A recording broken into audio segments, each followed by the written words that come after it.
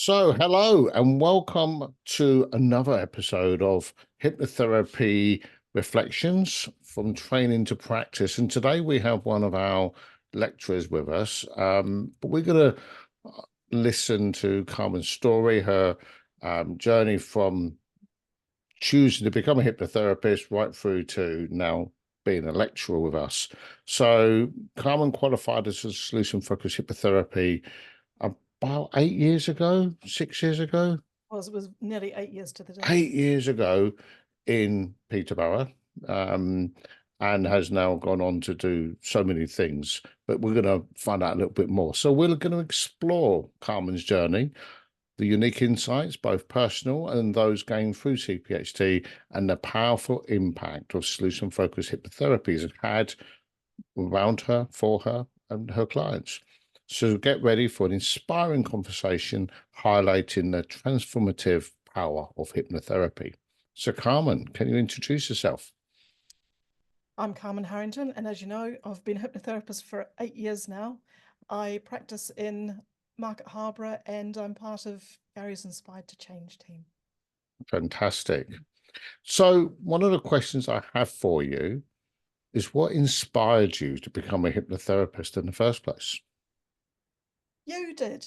Oh, you can't say that. How did that happen? What? Because So, I don't inspire anyone. So tell me exactly what happened. okay, that's a lie. You definitely do. But what happened was, I'll start back at the beginning. In 2011, when my dad died, I went to his funeral, and he had such an enormous funeral, and I came back thinking, who would go to mine? Terrible. So I went and joined the WI to get some friends and sort of make more friends. And when I was there one particular time, you came and spoke, and Wow. you came with Caroline, and just listening to what you say was one of those proper sliding door moments. If I wasn't there, I would have missed out on so much. And just hearing the explanation of what you did, just talking about what we say in the initial consultation and, a few other bits and pieces, I've never heard anything like it. And it did inspire me to go and obviously train with you. So my next question is, how did you hear about CPHT? But it was obviously listening to that talk. So wow. Exactly. So Same, right. what do you most enjoy about teaching at CPHT? Because since that time of first witnessing somebody talk about what we do to you now being one of the, most experienced teachers we've got, really showing people what you do and how they can then do it. What do you most enjoy about it? I really enjoy the fact that it's given me huge amounts of confidence, because when I started off, I didn't have that, and now to be able to stand up and talk for a whole weekend is really good for me. And one of the best things that I enjoy more than anything else, I think, is seeing the students' progress, seeing Yeah. how they develop and change through the course. They're always completely different at Yeah. the end than they are Oh, at the very wow. start. That's and I think I think nearly everybody who teaches will say something very similar to that. So that's always nice to hear. Yep. So one of the things about solution focused hypnotherapy, and David Newton, who founded the organization, was very, very proud and very determined that we will always be at the cutting edge of modern day therapy. So we're always moving ahead with the evidence from neuroscience and research. So how do you stay up to date with the ever shifting platform of modern therapy? One of the things that we have to do as a hypnotherapist is keep up to date with a lot, CPDs and things like that. I practice professional development. So I read a lot, particularly books about the brain, neuroscience, even the science behind, why we sleep or anxiety, all those things that sort of play into hypnotherapy. And a lot of the associations have magazines that come out with a load of, relevant stuff, keeping up to date.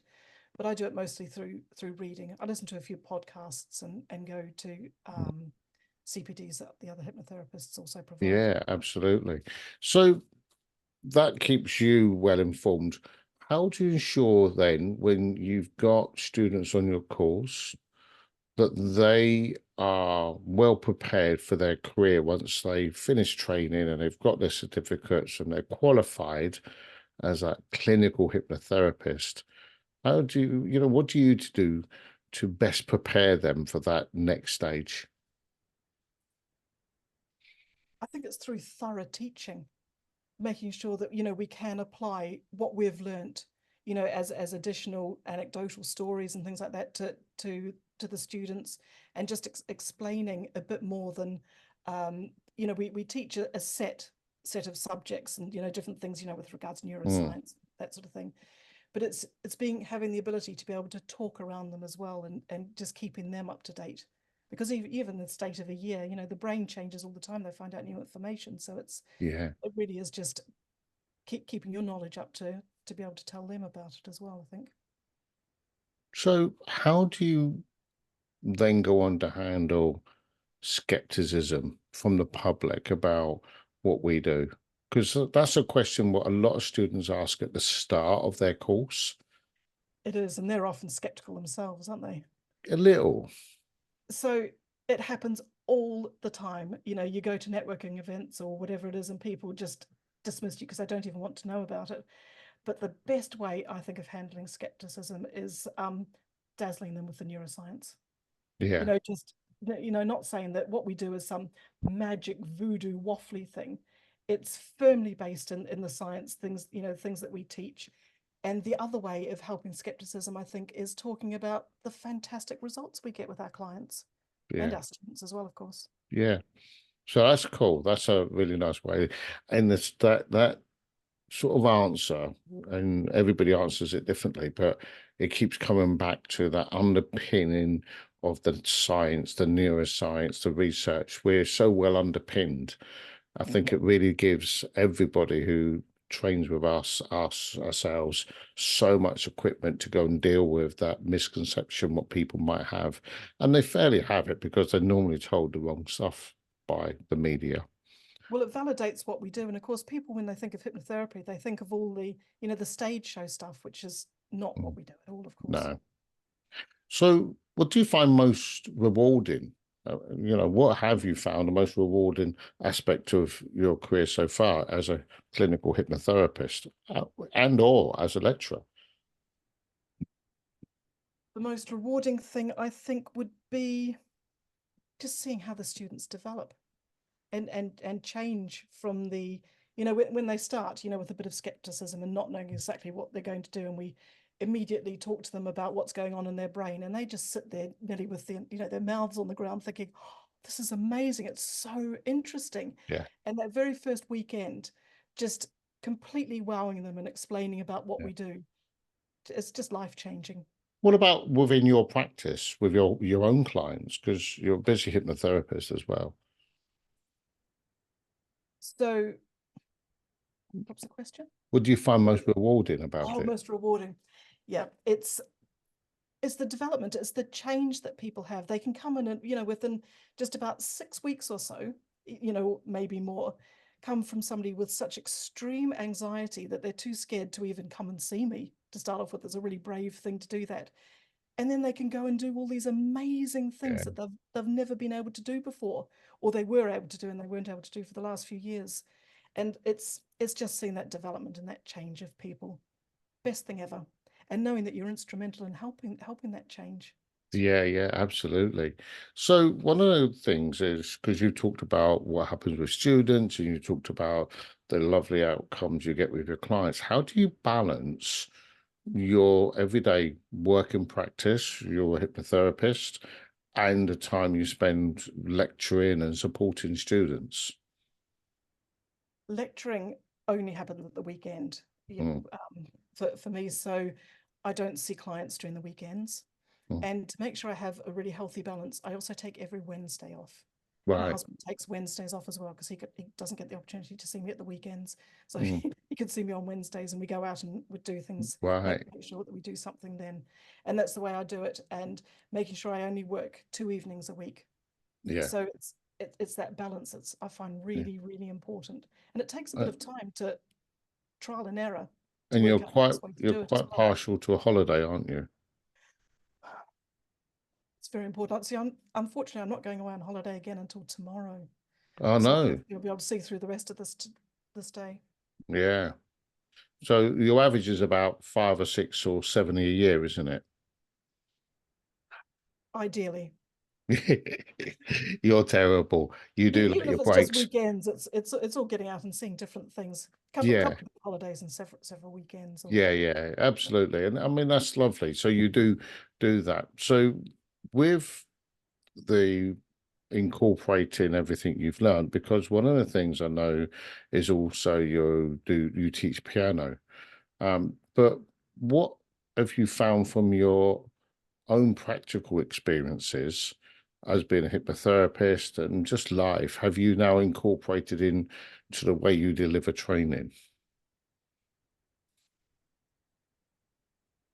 I think it's being knowledgeable about stuff, and because as part of being a lecturer, you have to redo the course again, just to make sure you're kept up on Mm, not only just what you're teaching, but the developments from when you learnt, and being able, particularly with piano students, and learning about the importance of things like inconsequential language. I always have a bit of a chat with them before we sit down and play anything, yeah, and it's being able to use that knowledge, and just the way you speak to people, the language you use makes such a difference yeah. to keep things positive. So, what's the funniest or most surprising thing that a student has ever asked you? One of the funniest things, I think you were there at the time. Actually, it was several years ago in Birmingham, and I always remember this. I tell my clients about, I tell other students about as well, as when one of the students was had gone to the London dungeon with her mother. I Oh, don't know if you yes. remember this. And somebody had come in with a chainsaw, and it gave her such a fright that she pushed her mother in front of her. And she was horrified that she did this behavior, that took this action. But just getting her to understand that actually it's your body, it's your brain, helping you to survive, even if it was to Yeah. the detriment of your mother. But you're actually doing what you were supposed to I, do. I was there, and it was her realization of understanding how the brain works is why she was willing to, probably the most important person in the world to her, she was willing to sacrifice because she was in that fear state, Oh, and she learned what that was all about, the brain work. But I remember that moment because she was properly upset by it, wasn't she? yes, she was. Well, she didn't understand why she did that. She thought she was just being really horrible. Yeah. Oh, that's cool. That's good. So, so that's one extreme. What would you say is the most rewarding feedback you've had from a student? Um, just in case you ask this question, I brought some evidence from just from the last class that just finished in June, just a few weeks ago. Yeah, And most of them said a very, very similar sort of thing, but it was along the lines of thank you so much, a really positive and life-changing experience. And that's what so many of them said, about the fact it really was truly life-changing for them, and it taught them how to be positive. And somebody else was saying, support is obviously a really big one as well. Thank you for all your support. You've guided me through, and I'm so glad I stayed. I'm a stronger person. oh wow, Those sorts of things. It's just so nice to know that yeah, you've changed not just their lives in a really positive way, but everybody else that they're coming in contact with as well now, of course. yeah, absolutely. So if you was to be able to give advice or recommendations on a resource or a book you'd recommend to students, or you'd always, when they go, oh, what do I need to listen to, look at, read, whatever, what would that be? What's the standout thing? Wow. This is such a hard one because I read a lot. It's really hard to pick anything. Um, One book that I do talk about quite a lot to clients and students as well is Atomic Habits Yes, very by good James book. Clear. I find that really, really interesting because it's teaching them about the small steps. Because we Mm, might have this goal that's way up here, but how do you get there? And it's by being able to take those tiny little steps, you feel like you're making progress, and you're able to yeah, adapt and change all the time to be able to get to that lovely goal, whatever yeah. it is. And it's That's a just very those good book, tiny, isn't it? it is. It's being consistent as well with the changes, but it's a Yeah. lot of what we teach. It sort of reinforces in a really small way exactly what we do. I would definitely recommend that one. So I find, even though I've been lecturing a long time, every now and again, students really surprise me by teaching me stuff. Does that happen with you, do you think? Yes, it is. One of the things is also being open to allowing the students to teach you things, So and what's not stuck out for you? What have they taught? What one thing that you've been taught? The fact that they listen to me for a start. That's always nice. Is an interesting thing. And being taught that they want to learn stuff, and the fact that they surprise themselves. Yeah. As well, as part of their learning with their results of, helping their clients and the consequences of their clients' circle and family and friends. That's one of the biggest things that I think I learned from my students, is just that really lovely ripple effect that you have. It's not a specific thing, but it's. Yeah, I mean, it happens all the time. So I'm trying to think what to ask you next. When have you used hypnotherapy to really benefit you? What's the biggest thing it's done for you? I have hypnotherapy on a monthly basis. Do you? With one of the other Inspired to Change associates. We do a reciprocal thing. And I find it really beneficial to keep me mentally accountable, because it's so easy to slip and not think about your mental health. But if you're constantly writing down the good stuff each day and listening to the audio downloads and making sure that you're okay, because that you're going to a session, I find that really helpful. Just to look and see the opportunities of seeing all the good things everywhere, because it happens all the time. We just don't necessarily see them. So Yeah. I want to make sure that I go and have a walk around the garden and seeing what's changed and being mindful about, the beauty out there, those sorts of things. So what would you say is your favorite motivational quote? Gosh, there's so many. There's one actually that I picked up from my yoga teacher, actually. And it's where attention goes, energy flows. Yes. And I quite like that. It's just a small, easy one, because if you're concentrating and focusing on all the bad stuff, then that's where all your energy is going into, remaining annoyed or remaining anxious or upset about something.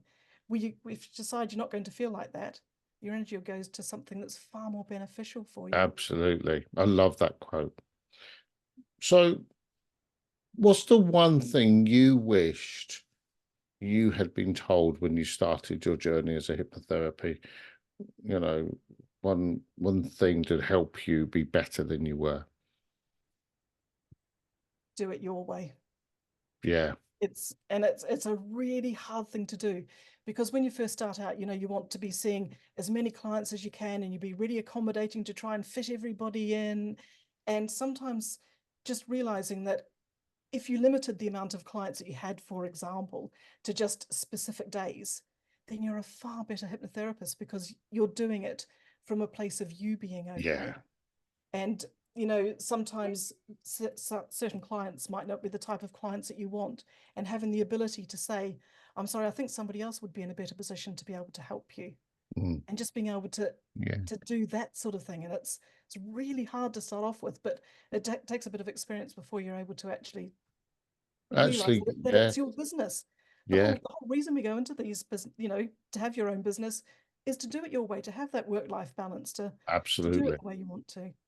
Yeah, no, and that is hard, and I wish some people showed us the way. And now I think there's a lot, like all the lecturers like yourself are there as mentors as well as lecturers, and I think that's really helpful.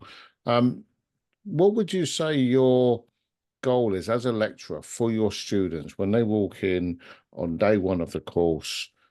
What's your goal for your students? The biggest goal is to teach them thoroughly enough that when they finish the end of the course, you know, after 10 months, that they leave it feeling confident and capable. You know, that they're now fully qualified. They can hit the ground running and do whatever they need to do to be able to help their clients. And that's Yeah. the main thing, is giving them that confidence to know that they can do it.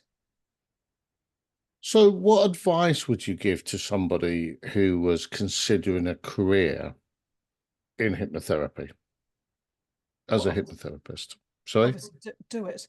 Just do it, because we see loads of students who still have full-time jobs, you know, all sorts of things happen to them, and that everybody is completely different. So the biggest piece of advice I think would be, if you really wanted to be a hypnotherapist, talk to other hypnotherapists. Yeah. You know, just, you know, phone them up. There's lots of them in, you know, the hypnotherapy directory, or, you know, if you Google them, and talk to them and find out their experience of it. Yes. Obviously they're all going to praise it because it's a great thing, but Well, there is, and there's lots of hypnotherapists out there, and they've all trained in different places and different styles. So, why do you think CPHT is the best place for an aspiring hypnotherapist to train? because I think the lecturers do care. They do want to make sure that you are supported and fully qualified and capable of doing it. You know, we make progress all through the course. You know, we teach them about it's not just hypnotherapy and the neuroscience. We also teach about the marketing, about setting up your own business. You know, we talk about all those sorts of things as well. So they will be fully capable. Yeah. We support them throughout, you know, the whole time. Where if somebody wants to come and see us, you know, or join the course, we're in loads of different locations around the country, so it's Yes. really easy for them to access our courses at the weekends as well. Well, that's fabulous. So, yeah, definitely. Is And it's solution focused as well. It is solution focused, and I was just thinking, when I was training, there was one of my piano students' mothers actually was training at the same time, and all she did was she did some written work. And at the end of it, she set herself up as a hypnotherapist, had this really lovely Facebook page and website, and she went out of business really quickly because she had no practical experience. And we do that. We make sure our students see clients. We do a lot of supervision with them to make sure that everything's okay and they're doing all the right things. And that's so important, because if you don't have practical experience, how do you know you're doing the right thing when you're Yeah. seeing clients? It's a scary thing. I So think for me, it's that confidence and competence, because you yeah, can teach people stuff, but they've not got the confidence to lay it down. And I think that's what you're talking about, isn't it? Giving yeah, people that it really is. confidence to do what you do. So, well, they can hit the ground running as soon as they're Yeah. qualified, because we've given them all the tools that they need Yeah. by, you know, helping to support them and making sure, or, you know, not just at the weekends, but during the month, if they need to know anything, we're available for calls or reassurance more than anything sometimes. So I'm going to finish off with one question, which interestingly, the last person on the call, who's a lecturer, and you know them very well, couldn't answer it. And Okay, I haven't sent you this question. I feel under You don't pressure now. know. Yeah, so it's pressure time. So if hypnotherapy were a superpower, what would your superhero name be? Calming Carmen. Calming Carmen. Oh, excellent. That's that's very good. So calming, Carmen.